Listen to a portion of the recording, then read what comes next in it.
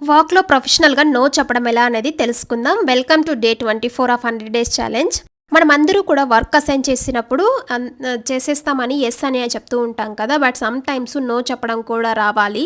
ఎందుకంటే మనం అన్నిటికి యెస్ చెప్పుకుంటా పోతే లాస్ట్‌కి మనమే బరస్ట్ అయిపోతామనమాట. ఆ స్ట్రెస్‌ని భరించలేక. అది కూడా కొన్ని సినారియోస్‌లో నో చెప్పొచ్చు. అవేంటో ఇక్కడ చెప్తాను వినండి. ఫస్ట్ పాయింట్ వచ్చి మనకు వర్క్ లోడ్ ఆల్రెడీ ఫుల్‌గా ఉన్నప్పుడు. అంటే మనం చేసే పని ఆల్రెడీ మనకి సరిపడంత మన ప్లేట్‌లో ఉన్నప్పుడు, ఇంకా యాక్సెప్ట్ చేయడం అనేది చాలా స్ట్రెస్ అవుతుంది. కాబట్టి ఆ టైంలో నో చెప్పొచ్చు.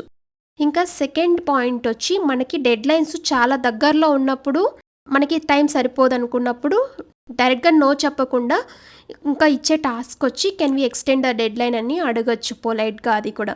నెక్స్ట్ సమ్‌టైమ్స్ వేరే వాళ్ళు చేయాల్సిన వర్క్ కూడా మనకు అసైన్ చేస్తూ ఉంటారు. బట్ అది నీ రోల్ కాదు. అయినా కూడా అసైన్ చేస్తూ ఉంటారు కదా! ఆ టైంలో డైరెక్ట్‌గా నో చెప్పకుండా నీకు క్లారిటీ ఉండదు కాబట్టి, ఆల్రెడీ నా దగ్గర వర్క్ ఉంది. Is this a priority over my work అని చెప్పి అడగొచ్చు. అంటే నీ దగ్గర ఉన్న వర్క్ కన్నా ఇది ప్రయారిటీనా? నేను చేయాలా లేదా అని కనుక్కొని చేయండి.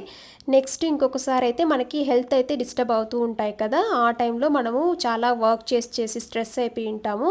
దానివల్ల హెల్త్ ఇంపాక్ట్ అయినప్పుడు నో చెప్పొచ్చు వర్క్‌కి. ఏం కాదు.